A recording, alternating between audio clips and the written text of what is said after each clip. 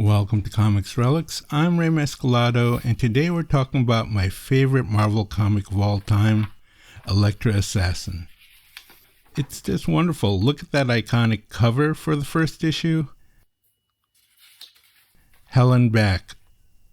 I love this first issue because of the way it contrasts this fairy tale almost, fable-like scenes with these childlike images and this art style that we don't see in the rest of the series.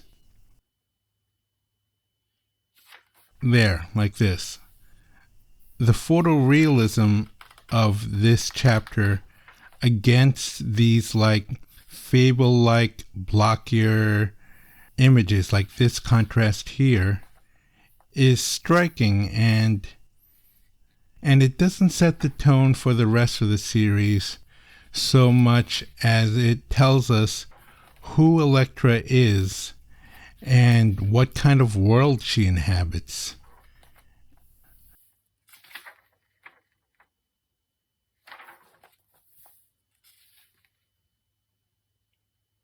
Oh, that famous assassination scene here.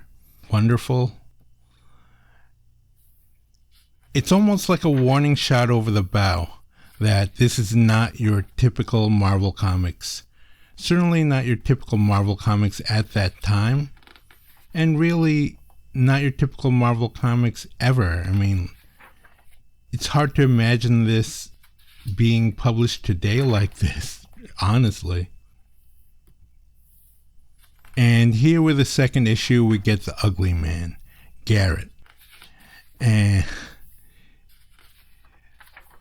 the story visually becomes closer to what we'll see in the rest of the book. And the narration shifts. It's no longer just Elektra's story, it's Garrett's story.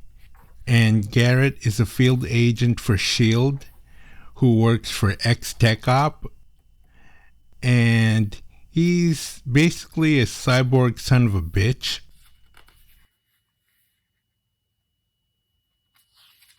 He's the foil for Elektra, and he ends up being Elektra's bitch soon enough.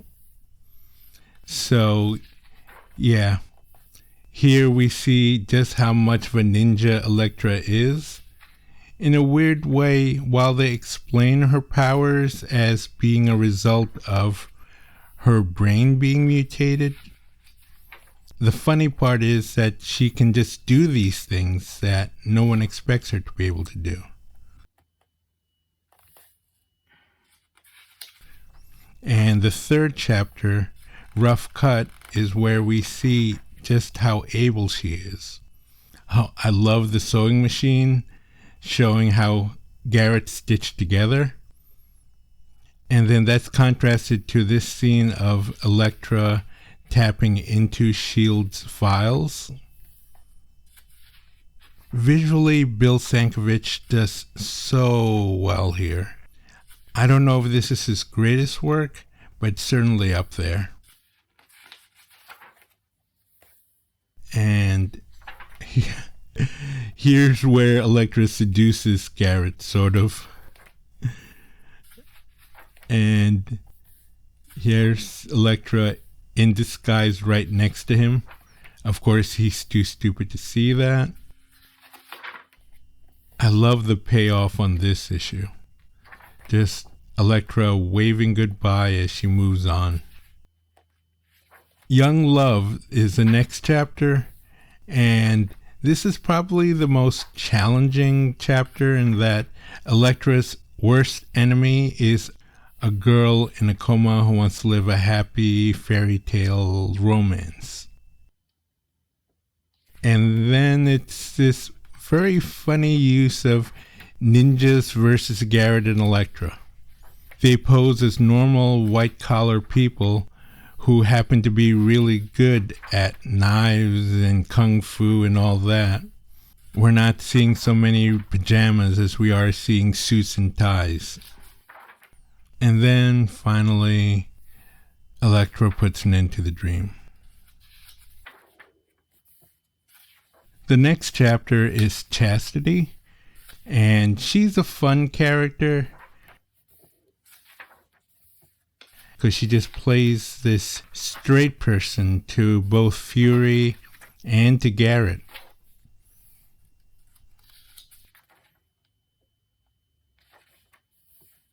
There's the president.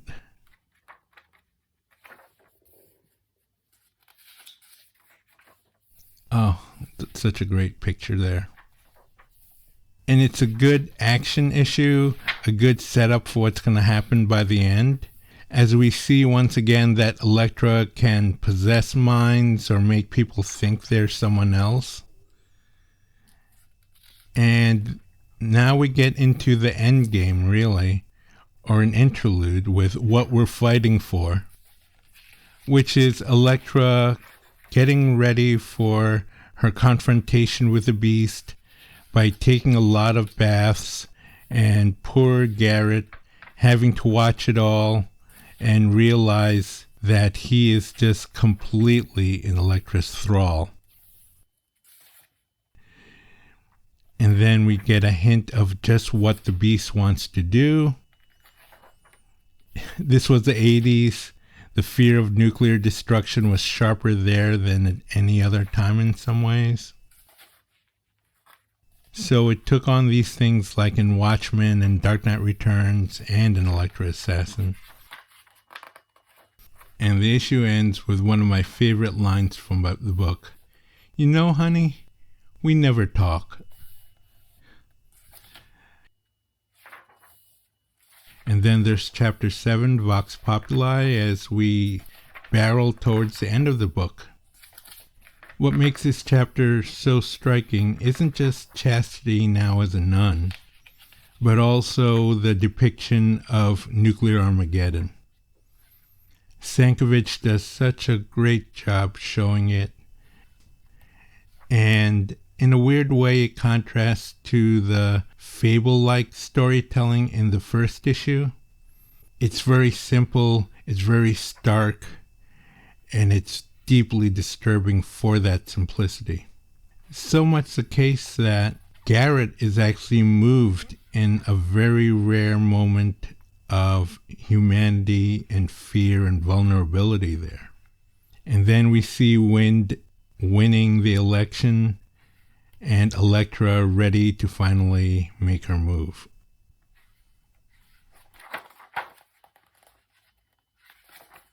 And yeah, Hail to the Chief, the last issue. It gives us the payoff we want. It had been set up from the beginning in a lot of ways. Oh, here's Elektra against the Beast finally. Some really great splash panels as always. If I have to think about why I love Elektra Assassin so much,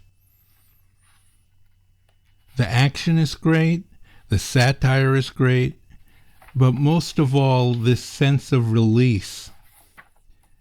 Elektra Assassin is very much a product of its time, and yet what's created is this fantasia, really, of violent ninja superhero farce, but in a way that loves the material, that wants to make a statement with these characters, and which ends on a deeply satisfying, if also very disturbing note, with Garrett as the man in charge. God damn it. And look, Miller dedicates it to Jim and Tammy Faye Baker.